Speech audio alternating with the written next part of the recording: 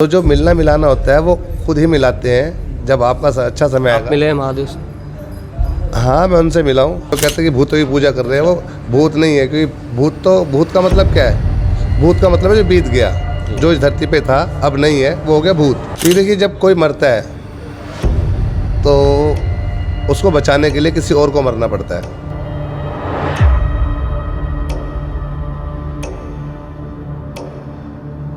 बोलते हैं ना तामसिक पूजा में कि तंत्र करिए और इसे हमको मारना है, तो क्या ऐसे लोग आते हैं आपके पास? और मदिरा को जो कंकाल के उसमें खोपड़ी में डालकर वो चढ़ाते हैं, उसको सेवन भी करते हैं। इसका क्या फ़ायदा होता है?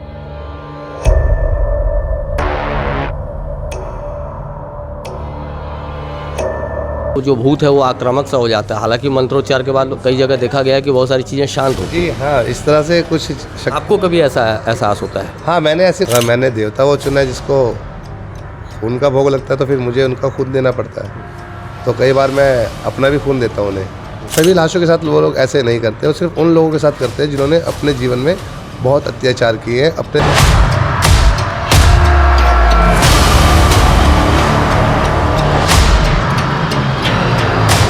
मैंने उसके आगे हाथ जोड़े, मैं बोला, मैं सरदार जी नहीं जानता मैं कौन हूँ, आप कौन हो, मुझे आप बताइए अपना परिचय। कह रहा, मैं वो हूँ जिसको तू नहीं जानता अभी, जिस दिन जान जाएगा तो समझ जाएगा मैं कौन हूँ। क्या अगर वो चले गए। देखिए, भारत की सनातन संस्कृति में कई तरह के रहस्य हैं और उन रहस्यों की बारे में जानकारियाँ और उन रहस्यों को खोजना ये एक सात्विक सच है। और ऐसे ही एक सच और एक ऐसी एक कहानी, ऐसे ही एक परंपरा के बारे में आपसे आज बात करना चाहेंगे। एक अभियान भी चलेगा, उस अभियान के बारे में भी बात करेंगे। मेरे साथ में आप जो काले वस्त्रों में देख पा रहे हैं गुरुजी हैं और तामसिक साधना ये करते हैं। तो आज इनसे समझने की कोशिश करेंगे तंत्र साधना, तामसिक साधना ये किस तरह से होती है और इसका क्या प्रभाव या दुष्प्रभाव क्या क्या होता है। सबसे पहले भैया आपका परिचय बताएंगे महाराज जी। मेरा नाम महेश कुमार नायक है, मैं दिल्ली से आया हूँ यहाँ। और मेरे यहाँ पे आने का उद्देश्य है जो पद यात्रा गाय माता की सेवा में निकाली जा रही है उसमें सहयोग करना, जितना भी मुझसे हो सकेगा।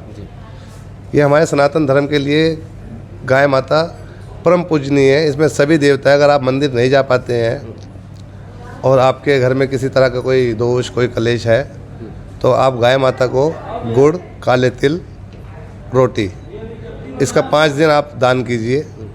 घर के रोग खत्म होने लगते हैं।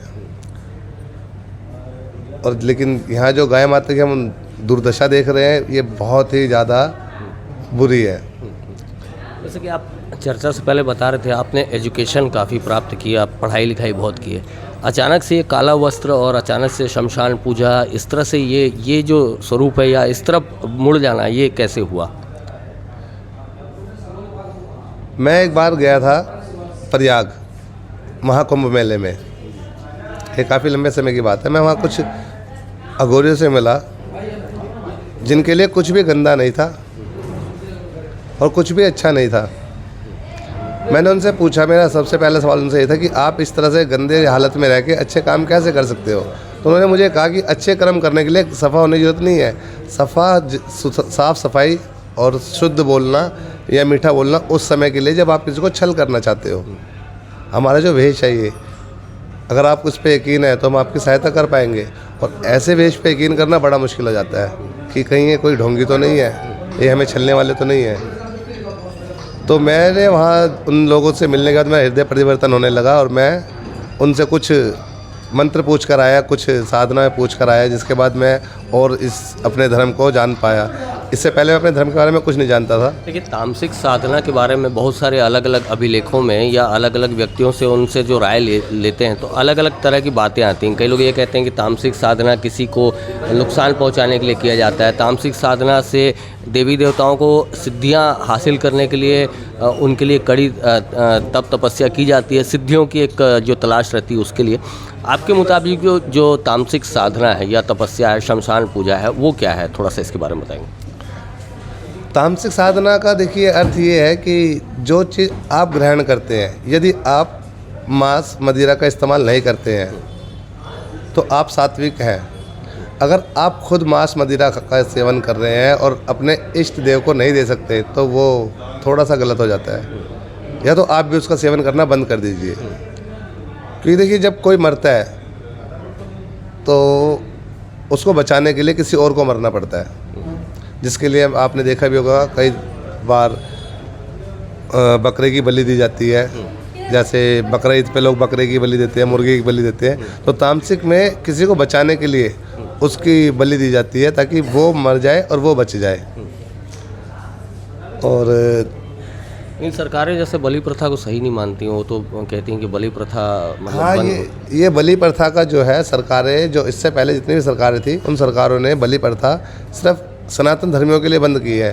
अगर मैं किसी दूसरे धर्म की बात करूं तो वहाँ सरेआम बलि होती है, सड़कों पे खून ही खून बहता है। क्या उस वक्त सरकार को दिखाई नहीं देता कि आज ये इतने सारे बकरे, भैंसे, ऊँट, तरह तरह के जानवर काटे जा रहे हैं? क्या वो बलि नहीं है? वो क्या है वो? अच्छा, जो सिद्धि का मार्ग है, जैसे कि सिद्धियाँ कितने प्रकार की होती हैं आपके मुताबिक? जैसे आप साधक बने हैं तो साधना में जब तपस्या करते हैं, मंत्रोच्चार करते हैं और किसी आराध्य को प्रसन्न करने की कोशिश करते हैं, वो आराध्य किस रूप में आपके सामने आते हैं? किस तरह से आपको एक बोलना चाहिए एनर्जाइज होते हैं आप, और कैसे आप दुनिया को दूसरे रूप से या दूसरे स्वरूप पे देख पाते हैं? उनका उपचार आप जैसे करते होंगे, किसी का समाधान करते होंगे समस्याओं का, ये जो पूरी प्रक्रिया है थोड़ा समझाइए इसको। ये देखिए, 8 तरह की सिद्धियाँ होती हैं जिन्हें बोलते हैं अष्ट सिद्धि, और 9 निधियाँ होती हैं। ये उनमें से अगर आपको एक भी मिल जाती है, इतनी आसानी से नहीं मिलती, इसमें आपको अपने देवता को, जिसको भी आपने साधा है, उन्हें यकीन दिलाना होता है कि हाँ, आप इस लायक है कि वो सिद्धि आपको दी जाए। क्योंकि सिद्धियाँ तो सभी लोग चाहते हैं, मगर उनको वो चीज़ हासिल हो, ये इतना आसान नहीं है। आप इसके अंदर माता दुर्गा भवानी की अगर आप सिद्धि करते हैं तो ये सबसे ही सरल और आसान सिद्धि है कि जो माता जी है उनका कार्य ही अपने बच्चों को पालना, उनको शिक्षित करना है।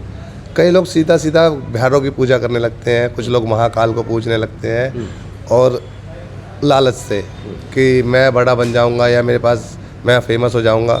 तो ये अपने भाव बदलने होंगे। अगर आप सेवा के माध्यम से या सेवा का ही रास्ता चुनते हैं तो हो सकता है वो आपको दर्शन दे, और ये फिर चीज़ें आपको महसूस होने लगती है एक समय के बाद। मगर इसके लिए आपके पास गुरु का होना बहुत ज़रूरी है। जैसे कई लोग जो याचक रहते हैं, आपके पास भी आपके जो भक्त हैं वो आते होंगे, वो कहते होंगे कि हम इस बीमारी से परेशान हैं, तो वो एक सही इलाज हुआ कि किसी की बीमारी दूर करना है। कई लोग आते होंगे कि गुरुजी हमें बड़ा आदमी बनना है, पैसे कमाने हैं, बहुत बड़ा नाम चाहिए, राजनीतिक में हमारा बहुत बड़ा पहुंच होना चाहिए या नाम होना चाहिए, उसके लिए कुछ पूजा कर दीजिए। क्या इस तरह से भी पूजा होती है, शमशान पूजा, जो इस तरह से भी फ़ायदा पहुँचा? अगर इस तरह से कोई पूजा होती तो मुझे लगता है सबसे ज़्यादा पैसे वाला मैं ही होता। जो कार्य मैं दूसरों के लिए कर सकता हूँ, अपने लिए क्यों नहीं? ये सब कुछ कर्मों के ऊपर है, आप कर्म क्या कर रहे हैं। अगर आप सही मायने में सही कर्म कर रहे हैं तो वो चीज़ आपसे दूर कभी नहीं रहेगी। हमें उस चीज़ का लायक बनना पड़ता है। अगर मैं बनना चाहता हूँ कोई नेता, अभिनेता, तो मुझे उसके लिए अपने कार्य क्षेत्र में पूरी मेहनत करनी होगी। किसी के कुछ नींबू काट देने से या जीव हत्या कर देने से मैं ना तो अमिताभ बच्चन बन जाऊंगा और ना ही मैं मुकेश अंबानी। तो ये सब कर्मों का फल है, जो हमारे पिछले कर्म हमने किए हैं वो इस जन्म में हम भोग रहे हैं। मैं आपकी नज़रों से समझना चाहता हूँ, जैसे आप पूजा करते हैं, जैसे आप महादेव की पूजा करें, महाकाल की करें, माता की करें, तो आपको किस स्वरूप में ऐसा लगता है कि नहीं अब पूजा पूर्ण हो चुकी है, मुझे अब दर्शन की प्राप्त हो रही है, या मुझे एक दिव्य ज्योति सी आ रही है जिससे मुझे अब मेरी शक्तियाँ बढ़ रही हैं, या जो भी आपको एहसास होता होगा, उस एहसास को मैं आपकी नज़रों से समझना चाहता हूँ। जिन देवी देवताओं के आप नाम ले रहे हैं वो सुप्रीम पावर है, उनके पास इतना समय नहीं है कि वो हम लोगों से संपर्क करें। जो लोग हमसे संपर्क करते हैं उनके गण होते हैं। अच्छा, वो गण आके हमें हमारे को रास्ता दिखाते हैं कि हाँ, मतलब दूत जी, या फिर हम आप कह सकते हो ना प्रेत। कुछ लोग कहते हैं कि भूतों की पूजा कर रहे हैं, वो भूत नहीं है, क्योंकि भूत का मतलब क्या है? भूत का मतलब है जो बीत गया, जो इस धरती पे था अब नहीं है, वो हो गया भूत। और जो महाकाल है वो भूतकाल है। तो जो भूत होते हैं उनके गण हैं, वही आके हमें बताते हैं कि महादेव आपकी सुन रहे हैं, मगर उनके पास अभी समय नहीं है, आप इस लायक हुए नहीं है कि आप वहाँ तक पहुँच सको। आपको भी जीवन के अंदर और भी इंतज़ार करना होगा। लेकिन अगर आप किसी की मदद करना चाहते हैं तो उसके साथ क्या परेशानी है, वो दूत, उनके भूत ही हमें बताते हैं कि आप इनको ये काम बताइए, अगर ये आपकी बात मानेंगे तो महादेव इनका काम कर देंगे। तो कई बार लोग हमारी बातों को सुन के चले जाते हैं, हमारी बात मानते नहीं हैं। जब वो लोग हमारी बात नहीं मानते तो महादेव के गण भी हमारी बात नहीं मानते, कि जब वही लोग आपकी बात नहीं मान रहे तो हम आपकी बात क्यों मानेंगे। तो ये देखो सारा खेल विश्वास का है। अगर जैसे एक चीज़ कई जगह पे देखने को मिलती है, जैसे किसी के व्यक्ति के शरीर में भूत का प्रवेश हो जाता है, और कई जगह मंदिरों में या कई और देव स्थलों में ये देखा जाता है कि वो उस जगह पे आने के बाद वो अपने आप चीखना चिल्लाना या उस तरह से अपने आप को मतलब भगवान की शक्ति के आगे बौना पाता है, और वो उस जगह से जाना चाहता है। एक साधक उसका इलाज तो करता रहता है जी, तो क्या ये शक्तियाँ इतनी भी प्रबल हो सकती हैं कि कोई दैविक अलौकिक शक्ति से भी लड़ने के लिए कई बार वो जो भूत है वो आक्रामक सा हो जाता है? हालांकि मंत्रोच्चार के बाद कई जगह देखा गया है कि बहुत सारी चीज़ें शांत होती हैं। जी हाँ, इस तरह से कुछ आपको कभी ऐसा एहसास होता है? हाँ, मैंने ऐसी कुछ शक्तियों से मिला हूँ और उन्होंने अपनी पूरी ताकत लगा के मुझे वहाँ से डराने की कोशिश की, और मैं उनसे डरा नहीं, क्योंकि मैं वहाँ पे मेरे मन में कोई लालच नहीं था उस जगह से।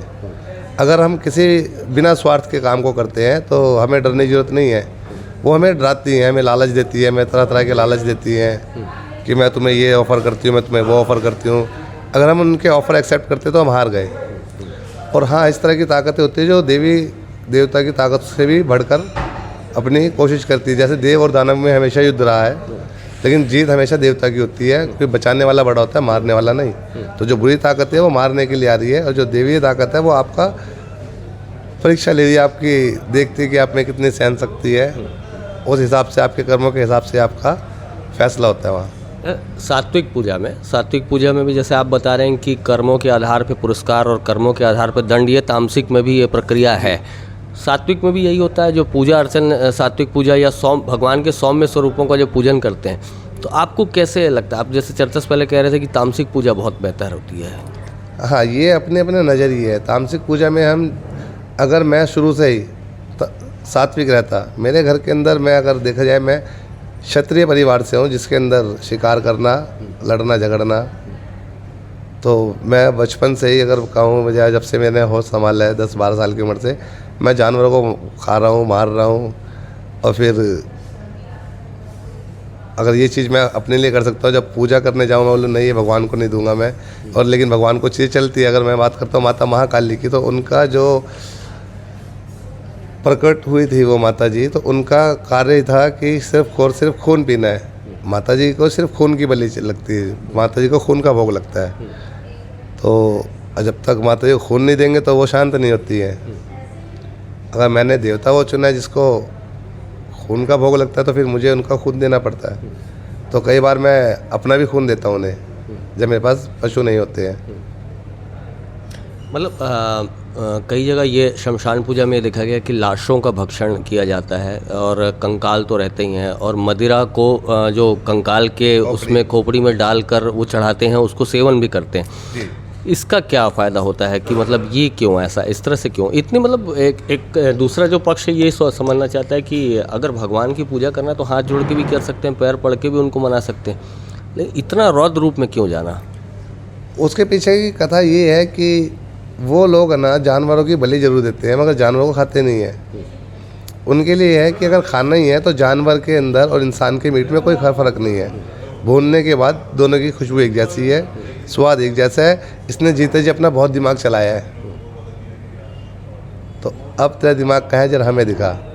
तो ये उसको चैलेंज किया जाता है ताकि वो किसी के साथ बुरा ना कर सके।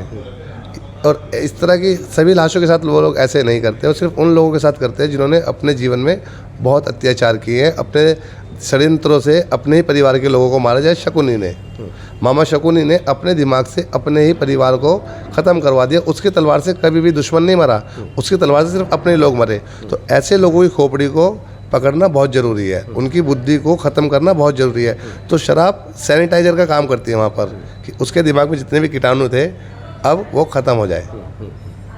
क्या आपके पास ऐसे भी लोग आते हैं कि जैसे मारण शक्ति होती है कि बोलते हैं ना तामसिक पूजा में कि तंत्र करिए और इसे हमको मारना है, तो क्या ऐसे लोग आते हैं आपके पास? हाँ, बेवकूफ़ों की कमी कहीं नहीं है।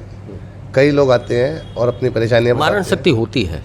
नहीं, मैं इन चीज़ों को नहीं मानता कि देखो, मारने का अधिकार हम लोगों के पास या किसी के पास भी नहीं होता। मैं शक्ति की पूछ रहा हूँ, मारण शक्ति जैसी चीज़ कोई अस्तित्व में है या नहीं है?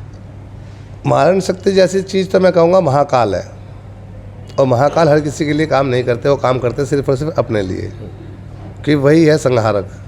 उनको जब लगता है कि इनका घड़ा भर चुका है तो खुद ही अपनी इच्छा से मारते हैं, किसी कहने से वो कभी नहीं मारते, क्योंकि जब तक वो मारेंगे नहीं उन्हें तब तक धरती पे भला होगा ही नहीं। बुरे लोग बहुत हैं। गुरुजी, कई जगह ये देखने को मिला है ना कि जैसे कोई पीड़ित रहता है तो उसके बारे में जब वो भगवान के दर पर जाता है तो खुलासा ये हो जाता है कि किसी तंत्र साधना के जरिए, किसी सिद्धि के जरिए तुमको मारण शक्ति का तुम्हारे ऊपर प्रयोग किया गया है, ये कहा जाता है। देखिए, मारण शक्ति का मतलब ये नहीं होता कि उसको जान से मार देना। मारने का अर्थ है भूखा मार देना, डरा के मारना, शरीर से मार देना।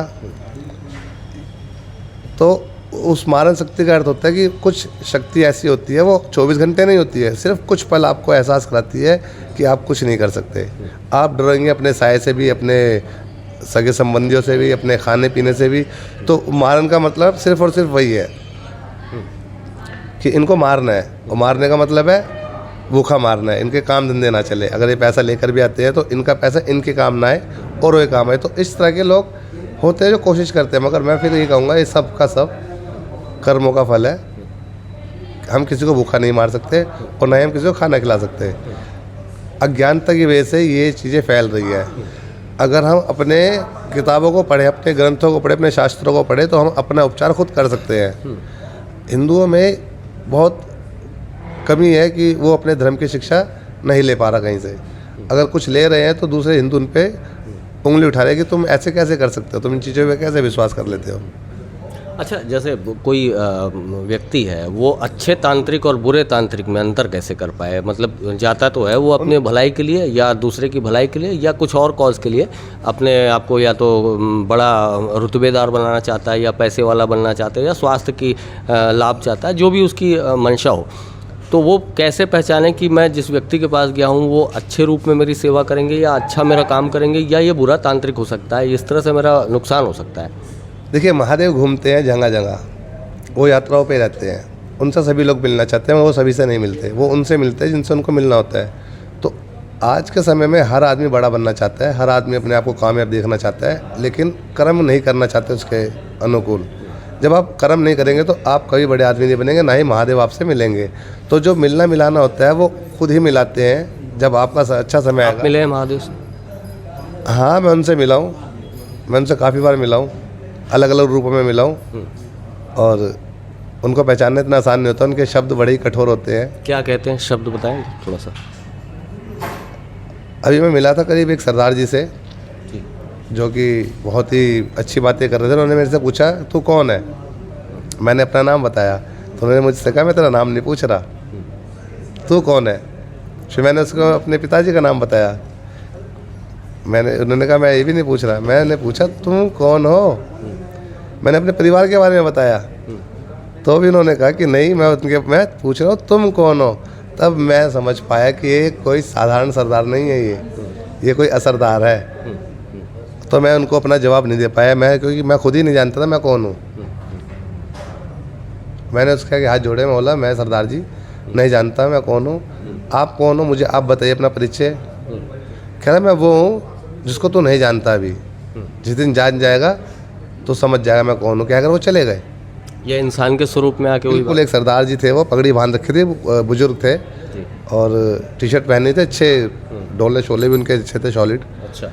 और करीब मुझे 1-1.5 महीने बाद वो सपने में दिखे, और जब सपने में दिखे तो जाते हुए उन्होंने अपनी टी शर्ट को फाड़ा, टी शर्ट फाड़ी तो उनके शेर की खाल और बालों की जगह जटाए। तो मैं समझ गया महादेव मुझे दर्शन देने आए थे, और मैं पहचान नहीं पाया।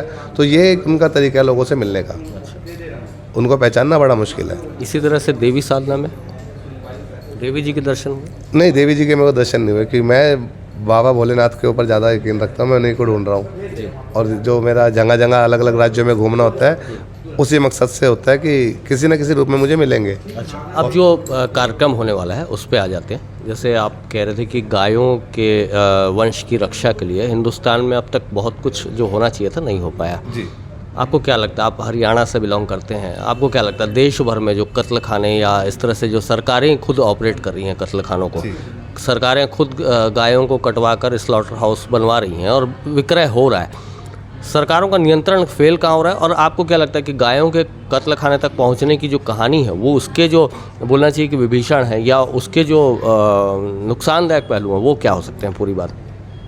ये देखिए, जो हमारा जो संविधान लिखा है उन संविधान के हिसाब से हमारा एक करार हुआ है इंग्लैंड से, जिसके अनुसार हमें 30,000 टन गाय का मीट वहाँ भेजना है। जी।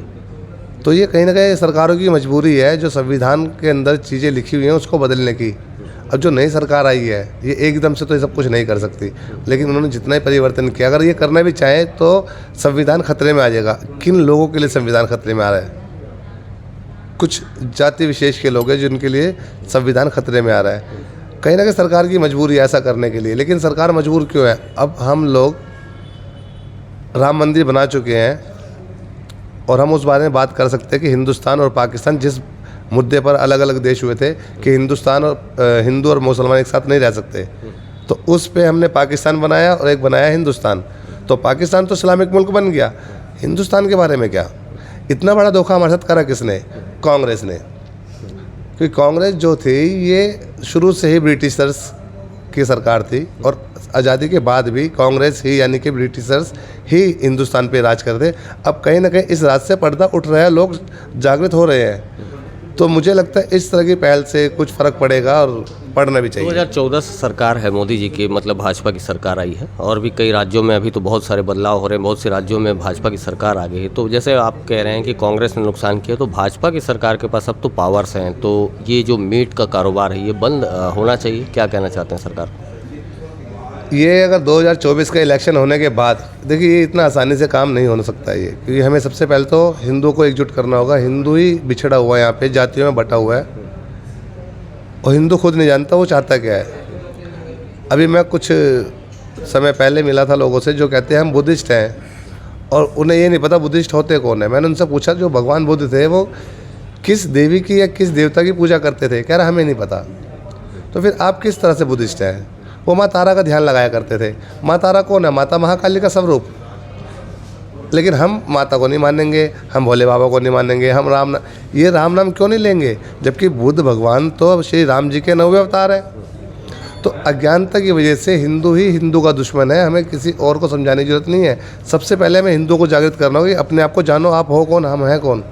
अच्छा, देश भर में, अंतिम सवाल है, देश भर में जैसे आप बता रहे हैं कि हरियाणा से सबसे ज़्यादा गौ तस्करी होती है जी, क्या कारण है उसका, जो वहाँ से सारा कुछ सिस्टम फेल हो जा रहा है और ये सारी चीज़ें हो रही हैं? ये एक समुदाय विशेष की ही कामयाबी कहूँगा मैं, क्योंकि वहाँ पे जब मेवात की बात होती है तो मेवात को पूरा हिंदुस्तान जानता है कि वहाँ पे किस तरह के लोग हैं और किस तरह से कार्य को करते हैं। अगर मैं नाम तो खैर नहीं लेना चाहता उसका, लेकिन मानेसर का एक लड़का है जिसने तस्करी को रोकने के लिए काफ़ी बार अपने पे गोलियां खाई है और बच गया वो। बाबा भोलेनाथ ने उसे सुरक्षित रखा, लेकिन शासन और प्रशासन के आगे हार जाता है वो, क्योंकि हम अपने देश में ना तो हिंदू सुरक्षित है और ना ही यहाँ पे गाय माता सुरक्षित है। हम रह जरूर हिंदुस्तान में रहे हैं, हम भारत में रह रहे हैं, लेकिन हिंदू यहाँ पे अभी तक सुरक्षित नहीं है। तो पहले तो हमें अपनी सुरक्षा करनी होगी। देखिए, गाय की सुरक्षा के लिए सबसे बड़ा जवाबदारी तो एक हिंदू धर्म के व्यक्ति का भी है, जो गाय को पालता है, उससे दूध निकालता है, लेकिन जब दूध का निकलना बंद हो जाता है तो उसे सड़क पर छोड़ जाता है, तो वो गाय झिल्ली खाती है, उसको चारा भी नहीं दे पाता हिंदू, उसकी सुरक्षा भी नहीं कर पाता। जी हाँ, ये एक बहुत ही संवेदनशील मुद्दा है कि हिंदू ऐसा क्यों कर रहा है। क्योंकि यहाँ लगता है सभी को, क्योंकि हिंदुओं को बांटा हुआ जाति में, कि मैं ये काम मैं क्यों करूँ, ये तो काम यादवों का है। यादव कहते हैं कि मैं कैसे करूँ, मेरे पास तो जगह ही नहीं है। तो कहीं ना कहीं हमें सरकार से भी कोई सहयोग खास मिला नहीं है इस पर। और अगर ये हम बात करते हैं हिंदू राष्ट्र की, अगर हमें भी हिंदू राष्ट्र मिल जाता है तो शायद गाय माता को सम्मान मिल पाए, जो अभी गाय माता को सम्मान नहीं मिल रहा। कुत्ते रह रहे घरों में, बंगलों में, गाड़ियों में, जिनको सड़कों पे आवारा घूमना चाहिए, और गाय घूम रही है सड़कों पे जिनको बंगलों में, घरों में रहना चाहिए। तो ये व्यवस्था हमारी अज्ञानता की वजह से ही है। हम हिंदू अपने धर्म को नहीं जान पाते, हम अपने देवता को नहीं जान पाते, हम अपने इष्ट को नहीं जान पाते। हम सिर्फ इतना जानते कि मैंने पूजा की है, मेरा काम होना चाहिए। क्या धूप बत्ती जला देने से पूजा हो जाती है। धूप बत्ती जलाना और सिगरेट जलाने में कोई ख़ास फ़र्क नहीं है, बस जलाई और रख दिया। क्या हमने कभी अपने देवता के नाम के जाप किए हैं? क्या कभी हम निकल के गए हैं उसके मंदिर? तो ये मुझे लगता है कि गुरुकुल जब हमारे देश में अच्छे संख्या में खुल जाएंगे, जैसे मदरसे खुले हुए हैं, तो हिंदू भी शिक्षित हो सकेगा। चिता की राख जो मस्तक पे लगाते हैं या काला टीका लगाते हैं, या ये जो आपने वस्त्र धारण किया हुआ है, काला वस्त्र, कौड़ियाँ, और उसके साथ में जो ये जो मुंड माला पहनी हुई है आपने, इन सब चीज़ों का क्या प्रभाव पड़ता है? इस अट्रैक्शन का, इस लुक का, इनका क्या कोई वो है, कोई सिद्धि है, या फिर इसको एक लुक वाइज ऐसा कि मतलब अपन जो इनके अपने अपने अर्थ है। मुंडमाला से जितने भी देवी और अलौकिक परलौकिक शक्तियाँ हैं, ये आपसे संपर्क कर सकती है। और जो मैंने कोड़ी पहनी हुई है, इसका अर्थ है पैसा। प्राचीन समय में कोड़ियों को पैसे के रूप में इस्तेमाल किया जाता था। तो इस समय मेरे पास पैसा भी है और मेरे पास दिमाग भी है। पैसा भी दूसरे का है और दिमाग भी दूसरे का है। तो मेरा क्या है? मेरा तो सिर्फ समय है, जो मैं इस्तेमाल करके इन दोनों को मिलाकर किसी की मदद भी कर सकता हूँ और अपनी मदद भी कर सकता हूँ। तो ये है इन दोनों को धारण करने का एक तरीका। और इससे सामने वाला क्या समझता है इससे तो मुझे नहीं पता, लेकिन हाँ, मुझे ये दोनों चीज़ें काम की लगती है और ये मेरे लिए काम करती है, इसलिए मैं इसे धारण करता हूँ। कुछ साधक जो रहते हैं वो हाथों से ऐसे अंगूठियाँ बनाते हैं और कुछ बारीक सा पाउडर निकाल देते हैं, तो उसमें कई लोग कहते हैं कि ये चमत्कार है, कई लोग कहते हैं कि ये तो एक ट्रिक है। तो आपके हाथ से ऐसा कुछ होता है? आप नहीं, मैं इन तमाशों में विश्वास नहीं रखता। ये तमाशा है। अगर सामने वाले को इतना करने के बाद भी विश्वास नहीं आ रहा, तो मैं अपना समय क्यों ख़राब करूँ? आता है या नहीं आता है, ये सब सिद्धियों के ऊपर है। कि बनाने के बाद भी सामने वाला मेरे से कहता है कि नहीं, ऐसा नहीं है, और नहीं भी बना रहा, तो फिर मुझे अपने धर्म का मजाक बनाने की ज़रूरत नहीं है। अष्ट सिद्धि में से आप जब से साधना करते आ रहे हैं, कितने समय से करते आ रहे हैं वो भी बताइएगा, और अब तक कोई अष्ट सिद्धि में से कोई एक आध सिद्धि आपको पर्याप्त रूप से या पूर्ण रूप से प्राप्त हुई हो, या उसका कोई अंश जिसको बहुत माना जाए? देखिए, बहुत गोपनीय बातें हैं, इसको बताना इतना सरल नहीं है। यहाँ कुछ चीज़ें हैं जिसको मैं कहूँगा कि महादेव की कृपा से मुझे प्राप्त हुई है, और उन्होंने मुझे खुश रखा है, और जिन लोगों से मैं मिला हूँ वो लोग भी अपने आप खुश हो जाते हैं। बस यही है इसके पीछे। बहुत शुक्रिया हमसे बात करने के लिए। बहुत सारी चीज़ें आपने इस बोलना चाहिए कि एक प्रकार की बोलना चाहिए एक अंधेरा है, इस अंधेरे की पड़ताल लगातार हम भी कोशिश करते हैं, कई और मीडिया संस्थानों ने भी किया है, कि एक अघोर जो पंथ होता है उसकी जो विशेषताएं होती हैं, खासियतें होती हैं, उसके जो अस्तित्व की बातें होती हैं, उसमें सारे अच्छे बुरे जो पहलू होते हैं, उन विषयों को लेकर कई बार ये विचार मंथन का बहुत बड़ा सब्जेक्ट रहा है। इस सब्जेक्ट को हमने सोचा कि गुरुजी आए हुए हैं तो उनसे बात करें और समझने की कोशिश करें, और ये बातें आपको भी समझाने के लिए ये वीडियो बनाया जा रहा है। तो एक अच्छे कॉज के लिए निकल रहे हैं। गौ रक्षा, देश भर में गौ रक्षा के लिए काम होना चाहिए। सरकारें गंभीर नहीं हैं ये कहते हैं, और अघोर पंथ पे जो सारे विषय हो सकते थे, जो हमारे मन मस्तिष्क में जो सवाल आता है, उन सवालों को इनके सामने रखा, उनके जवाब लेने की कोशिश की। आप बताइएगा आपको ये बातचीत कैसी लगी। इस बातचीत में आपकी कोई राय हो, आप कोई जानकारी रखते होंगे, उन बातों से हमें प्रेरणा मिलेगी। कमेंट बॉक्स आपका ज़रूर रखिएगा। चैनल का नाम है नेशन फर्स्ट एबीके, मेरा नाम है शशिकांत तिवारी। आप हमें यूट्यूब पे देख रहे हैं तो चैनल को लाइक सब्सक्राइब कर लीजिए। फेसबुक पे अगर आप हमें देख रहे हैं तो चैनल आप फॉलो कर सकते हैं, वहाँ भी आपके जो कीमती विचार है उसको ज़रूर रखिएगा। इसी तरह की खबरों को हम आप तक लगातार पहुँचाते रहेंगे। हमारे साथ बने रहने के लिए, हमें इतना प्यार देने के लिए बहुत बहुत धन्यवाद आपका।